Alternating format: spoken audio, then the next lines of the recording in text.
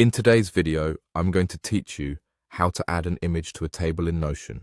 By the end, you'll be able to attach images neatly to rows in your Notion table so everything lives in one place and stays easy to scan. First, open the Notion website and sign in. You can do this in any browser, and the same steps work in the desktop app if that's what you prefer.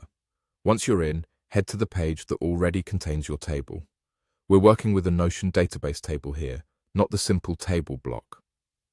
A quick way to tell is that a database table has named columns called properties, and you'll see controls for adding new ones. If you can see column headers and an option to add a property, you're in the right kind of table. Next, we're going to add a new property dedicated to images.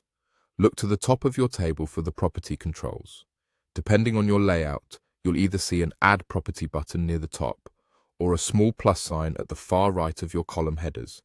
Click that to create a new property. Give it a clear name like image so it's obvious what belongs there later. Naming your property well pays off when your table grows. Now, set the property type. When the property panel opens, choose Files and Media. This tells Notion that this column will hold files, and it unlocks the image upload option for each row. With the property in place, you're ready to upload your image.